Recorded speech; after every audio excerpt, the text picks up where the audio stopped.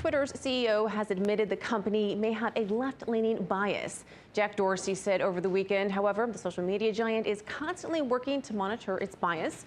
Dorsey also added Twitter only polices behavior on its site, not content. The statements come after controversial commentator Alex Jones was removed from Twitter, as well as a number of other social media sites like YouTube and Facebook. And President Trump responded on Saturday as well, saying social media was unfairly targeting conservative voices. And for more on this, we go to Steve Malzberg, conservative commentator. Thanks for joining us, Steve. My pleasure, Natasha. And so in Dorsey's interview with CNN over the weekend, he said, quote, "We need to constantly show that we are not adding our own bias, which I fully admit is more left-leaning." So, Steve, does this add fuel to the fire that Twitter is really shadow banning conservatives? You know, if you had a feather, you can knock me right over. I'm just in a state of shock. And I am in a sense, because who would have thought that he would actually admit what he admitted? But it goes without saying. And, just for instance, and I hate to look down and read, but, Keith Olbermann, who a big sports announcer, used to be on MSNBC, recently hired by Disney, had a horrible Twitter feed where he said every word in the book against Trump, that he's a Nazi, F you, Mother F. I mean, on and on and on, over and over again. Nothing ever happened to Keith Olbermann, but there are conservatives like Herb Schilling and others who are kicked off Twitter for good permanently for much, much less. So this bias against conservatives, he says it doesn't manifest itself. He says our workers do have a political leftist bent, but it doesn't manifest itself. It doesn't show itself in how we operate. Baloney. And it's not only Twitter, as you alluded to, it's other outlets as well. The other social media outlets, they're guilty as well. And so if Dorsey really only polices behavior on the platform, not content, as he says, how does he explain banning Alex Jones? I mean, he said that Jones's tweets were inciting violence. First, where's the proof? Secondly, how does he know other tweets from different handles aren't inciting violence? Absolutely right. I mean, look at the hatred in the tweets I alluded to when it came to Keith Olbermann. That's just one. I mean, the anti-Trump, anti-Republican, anti-conservative tweets on Twitter are outrageous. And you're right. Where's the proof? Incited violence.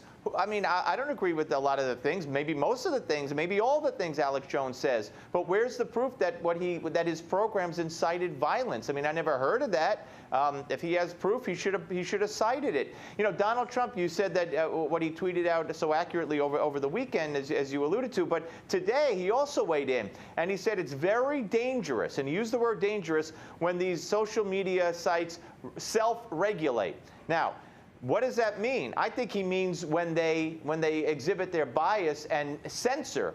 But a lot of people are questioning now, did he mean that the government may have to step in and regulate? And I hope they don't. You know why?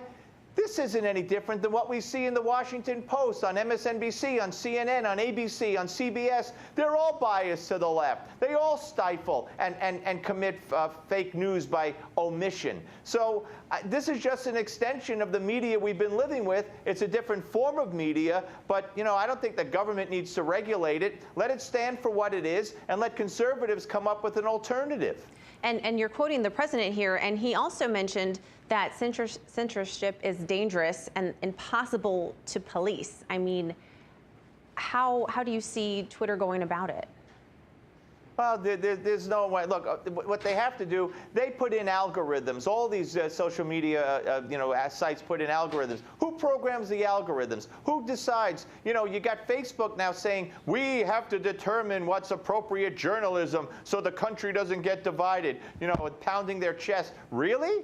Facebook? That's their responsibility? They think it is. So it's totally out of hand. We just have to accept, unless we want total government regulation on this, and I don't, we have to accept that that's what Twitter is, that's what Facebook is, that's what Google and YouTube, all of them are. They're biased against the right. They favor the left. Now let's get some rich, innovative conservatives out there to launch alternative forums. So it could be kind of a twist. What if Dorsey faces a subpoena from the House Energy and Commerce Committee over allegations of discrimination against conservatives on the platform? Do you think the CNN interview will come back to bite him? Well, sure, he's going to be asked about that, and I think he is due to testify to that committee. One committee in the House, one committee in the Senate. Yeah, Of course. I mean, they're going to say, what did you mean? And he's going to say, well, like I said, yeah, my employees tilt to the left, but that doesn't affect our policy. So that's what I think he's going to try to wiggle out of it that way. But I hope they do go after him and at least get, pressure him to answer, how do you justify banning this one, throwing that one off, when you don't do it to someone who did even worse coming from the other political side? And there's example after example. If Congress needs anybody to draw up the example list, contact me. I'll get it for you. Steve Malzberg, always a pleasure. Thank you so much. Hey YouTube, thanks for checking out our channel. We hope you enjoyed the video. We have tons of content for you just like this. For more of RT America's one-of-a-kind news and analysis, be sure to subscribe and never stop questioning more.